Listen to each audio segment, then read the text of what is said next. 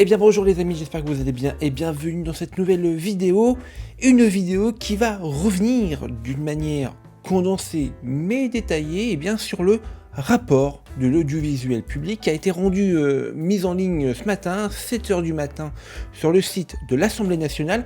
Alors, c'est quand même 8 mois d'enquête, des tonnes et des tonnes de textes, mais aussi plus d'une dizaine de personnes qui sont passées en commission d'enquête pour discuter de la neutralité et le fonctionnement et le financement de l'audiovisuel public. Un audiovisuel public qui s'est, on va dire franchement les termes, wokisé, embourgeoisé, gauchisé, pour une minorité de Français. Et donc, ce matin, le rapporteur de cette commission d'enquête, Charles Aloncle, a mis en ligne les 400 pages, oui messieurs, dames, regardez, c'est juste ici, sur le site officiel de l'Assemblée nationale, le rapport de l'audiovisuel public, de ces 400 pages, les amis, je vous ai fait un condensé total de ce que vous retrouverez dans cette dans ce rapport. Alors, il existe aussi en version PDF, mais comme vous pouvez le voir, visiblement le site internet a du mal, il est en train littéralement de cramer, car visiblement il y a beaucoup de demandes concernant ce rapport de l'audiovisuel public.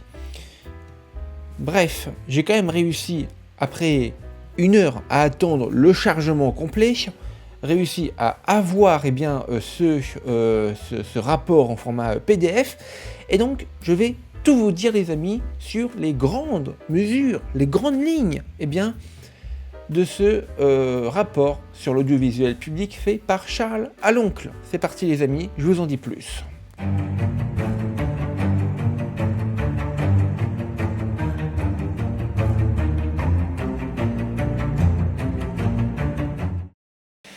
Alors, commençons par le contexte. Cette commission d'enquête a été créée le 28 octobre 2025 par le groupe UDR, Union des droites, l'Union des droites pour la République. C'est un groupe allié au Rassemblement national. Ils ont utilisé leur droit de tirage annuel, c'est-à-dire leur droit de créer une commission d'enquête parlementaire sur un sujet de leur choix. Et le sujet, c'est la neutralité, le fonctionnement et le financement de l'audiovisuel public. Pendant 6 mois, entre novembre 2025 et avril 2026, la commission a mené 67 auditions, entendu 234 personnes sous serment pendant plus de 150 heures. Le rapporteur, c'est Charles Aloncle, député UDR. Le président de la commission, lui, c'est Jérémy Patrier-Lectus, un autre groupe, ce qui est la règle. Et c'est important de le préciser parce que ces deux-là ne sont pas du tout d'accord sur les conclusions. Mais on y reviendra. Alors maintenant, les accusations les plus lourdes du rapport. Alors, première grande partie, c'est la neutralité, ou plutôt l'absence de neutralité. Le rapport de Charles Aloncle documente ce qu'il appelle des manquements répétés aux obligations d'honnêteté et d'impartialité. Alors, des exemples relativement concrets. La présentation incomplète ou biaisée des intervenants dans les JT, la diffusion d'informations inexactes, des biais militants dans le traitement de sujets environnementaux, et même ce que le rapport qualifie d'entorse grave à la déontologie journalistique. Alors, ce n'est pas anodin. Ces accusations viennent d'un rapport parlementaire officiel, signé sous serment. Alors, parmi les cas les plus médiatisés, le rapport épingle ce qu'il appelle l'affaire Cohen-Legrand, présenté comme un cas emblématique de journalistes de l'audiovisuel public qui s'engage publiquement sur les réseaux sociaux d'une façon incompatible avec son devoir d'impartialité. Alors, le rapport cite aussi le choix de Nora Hamadi pour assurer la revue de presse sur France Inter et pointe France TV Slash comme une plateforme qui ne cherche plus à représenter la France telle qu'elle est, mais telle qu'une certaine vision voudrait qu'elle soit. France Média Monde, maintenant, est également aussi mise en cause pour avoir diffusé des discours jugés hostiles à la France. Ce sont des accusations fortes, vérifiées et vérifiables, elles sont mises par écrit dans un rapport officiel de l'Assemblée nationale. Les chiffres sur le pluralisme sont encore plus parlants. Alors, le rapport révèle qu'environ 70% des auditeurs de France Inter auraient voté à gauche lors des élections européennes. Et le journal de 20h de France Télé toucherait 2 fois moins les électeurs du Rassemblement national que leur poids réel dans la population. Alors ces chiffres sont documentés par l'Arcom elle-même, le régulateur de l'audiovisuel, que dis-je, le gendarme de l'audiovisuel, voire même la tyrannie de l'audiovisuel. Le rapport parle d'un no man's land juridique sur l'application du pluralisme et accuse les comités d'éthique internes d'être sans moyens, sans résultat et totalement dépassés. Même l'Arcom est montrée du doigt, trop réticente à s'autosaisir, trop légère dans ses sanctions envers le service public par rapport au secteur privé. C'est news. Passons à la deuxième partie du rapport maintenant, celle sur le fonctionnement. Et là, c'est un autre niveau de gravité. Le rapport pointe à une gouvernance défaillante à France Télévisions, avec des nominations politisées depuis des années. Delphine Arnault, patronne de France Télévisions, a été élue pour un 3e mandat, alors qu'elle a fait 88 millions de dettes. L'exemple le plus fréquent est la nomination du président de France Télévisions sous François Hollande. Le rapport évoque de fortes suspicions de pression directe de l'Élysée pour orienter ce choix. Voilà. La réforme de la procédure de nomination qui devait garantir l'indépendance aurait eu exactement l'effet inverse de celui annoncé. Alors on parle aussi du cas Sitman-Gomez, une ascension interne qui interroge sur les critères de promotion dans ces institutions et d'une valse instable des directeurs de l'information à France Télévisions et France Inter.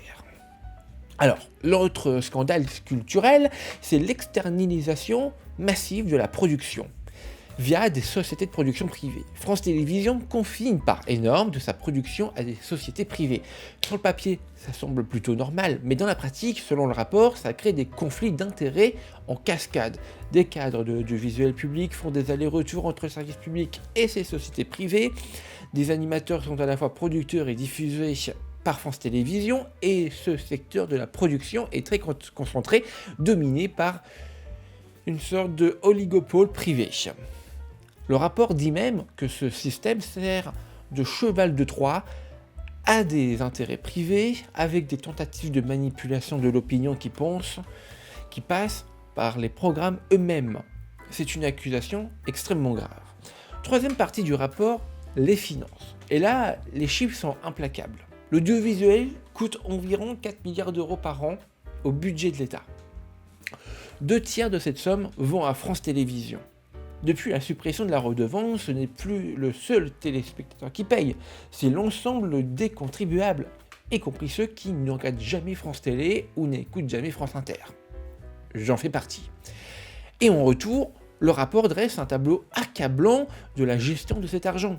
France Télévisions accumule des déficits depuis des années sans plan d'action crédible.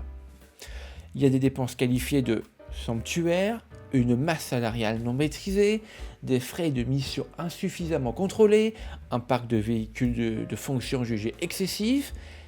Et le détail qui a le plus choqué en finale, c'est la prime de performance de la présidente de France Télévisions a été versée à hauteur de 88,5% alors même que l'entreprise est en situation financière critique. Pour couronner le tout, les commissaires aux comptes avaient lancé des alertes qui semblent n'avoir été ignorées par personne en conseil d'administration. Alors, après avoir dit tout ça, que propose le rapport pour redresser la situation ? Charles Aloncle préconise un plan de réduction des dépenses d'environ 1 milliard de dollars. Alors, comment ? Déjà, d'abord, par de grandes fusions. Il propose de fusionner France 24 et France Info pour créer un seul grand pôle d'information francophone. De fusionner France 3 et le réseau France Bleu pour créer une chaîne d'information locale et des territoires. De libérer de la fréquence hertzienne de France 5 en la fusionnant avec France 2. Et de renforcer les synergies entre Radio France et France Télévisions pour partager les fonctions support. Il propose aussi de s'inspirer du modèle BBC Studio pour développer une filière de distribution internationale capable de valoriser des programmes. Bref, moins de chaînes, mieux géré, avec une identité plus claire vis-à-vis du secteur privé. Bon, maintenant, après avoir dit tout ça, mon avis. Et je vais être direct, les amis, je vais être direct. Ce rapport, malgré ses limites et ses ambiguïtés politiques, dit à voix haute ce que beaucoup pensent tout bas depuis des années. Quand on finance à hauteur de 4 milliards par an, un système qui produit des journaux de 20 heures, qui ne parle qu'à une frange de la population, qui confie son argent à un oligopole privé de producteurs, et où la présidente touche une prime quasiment maximale pendant que l'entreprise saigne, il y a un problème fondamental. La question que pose ce rapport, même s'il ne la formule pas clairement, bah oui, c'est celle de Sarac Info qui le dit régulièrement. Est-ce que l'audiovisuel public, dans son format actuel, a encore un sens en 2026 ? Est-ce que la solution n'est pas tout simplement d'en privatiser une partie, voire même la totalité ? Parce que si l'audiovisuel public n'est plus vraiment public dans ses valeurs, ni vraiment efficace dans sa gestion, ni vraiment équitable dans son financement, pourquoi maintenir ce modèle à bout de bras avec de l'argent de tous les Français ? Vous, moi. Ce débat, il doit avoir lieu. Et ce rapport, qu'on soit d'accord ou pas avec ses auteurs, vient de le remettre au centre de la table.